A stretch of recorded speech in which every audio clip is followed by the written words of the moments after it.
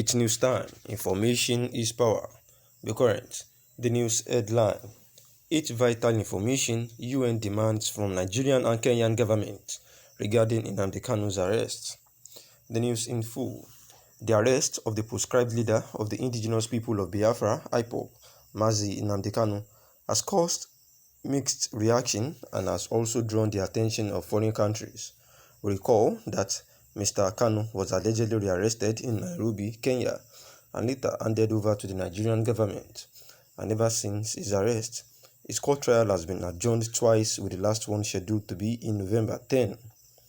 According to Sahara reporters, it was gathered that the United Nations Working Group has queried both Nigerian and Kenyan governments to provide detailed reasons why the Abia-born Mr. Kanu was arrested and later repatriated to Nigeria.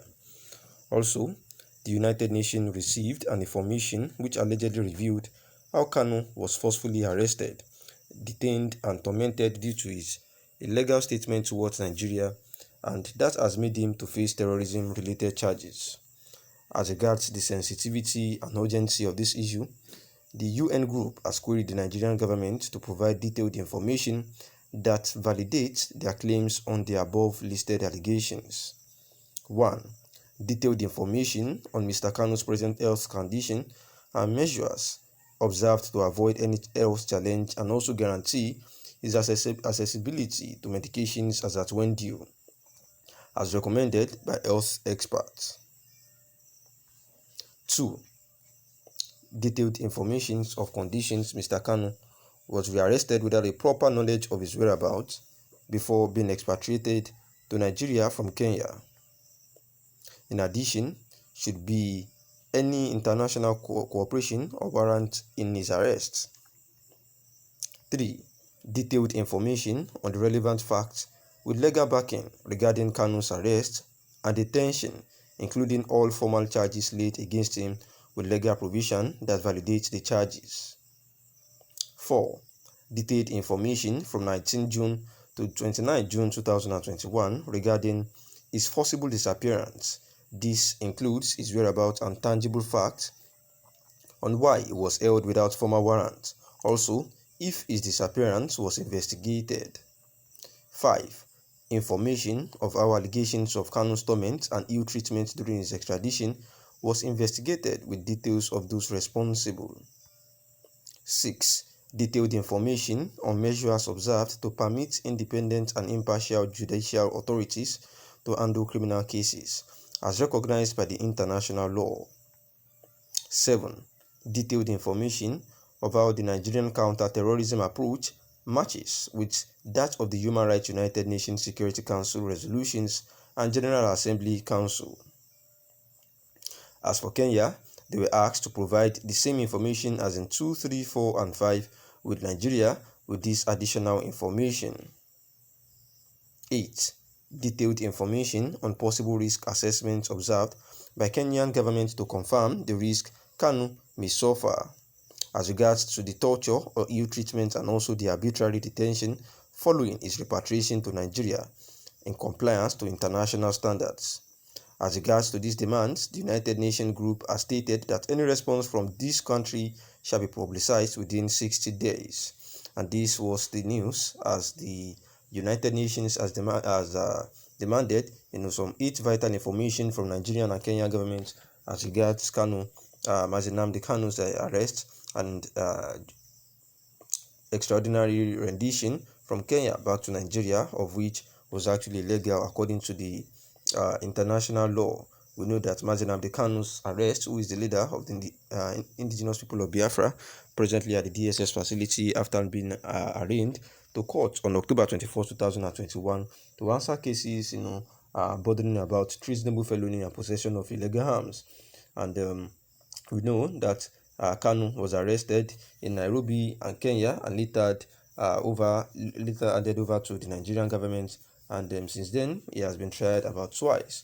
And now they have postponed the case to November 10, 2021, while on October 21, 2021, when he was at court, many of his legal representatives and relatives were actually denied access into the Federal High Court, Abuja, to witnessed the case against him, as Justice Binta Inyako later adjourned the case to November 10 after Nnamdi Kanu pleaded not guilty of the charges against him.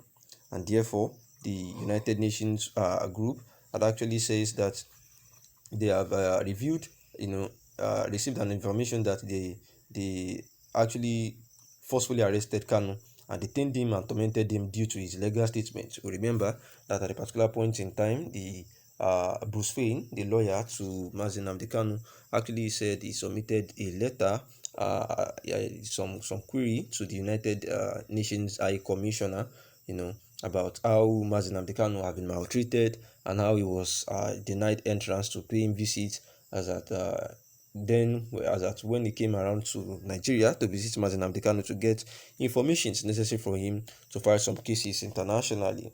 Therefore, Nigeria has actually made Nnamdi Kanu, to pass through a whole lot of torture and to face terrorism-related charges. And therefore, regarding the sensitivity of the issue, the United Nations group has actually queried the Nigerian government to provide detailed information that validates their claims, information gathering about Mr. Kanu's health condition and measures observed to avoid any other challenges that might actually cost him his life, saying that they want to know if he has accessibility to medications as are when due as recommended by health experts, and also they want to know if Kanu was rearrested without proper knowledge of his whereabouts and being repatriated to Nigeria from Kenya without an international cooperation or without any warrant of arrest. They need to be sure that all these things were in place. Also, they want to be sure that Kanu's case and detention, that everything laid against him was actually within the confinement of the law, and also with legal provision that validates the charges. Also, they need to know if they want to know if the forcible disappearance of Nnamdi Kanu was without formal warrant, or if it was that the disappearance, they need relevant information about the investigation, and also the information of how allegations of Kanu's torment and ill treatment during extradition was investigated, with details of those responsible for those arrests and extraordinary rendition. And they want to get a detailed information on measures observed to permit independent and impartial judicial authorities to handle criminal cases as recognized by the international law. Also, the United Nations have asked that the Nigerian counterterrorism approach, they want to know how the Nigerian counterterrorism approach matches with the Human Rights United Nations, and how all these things were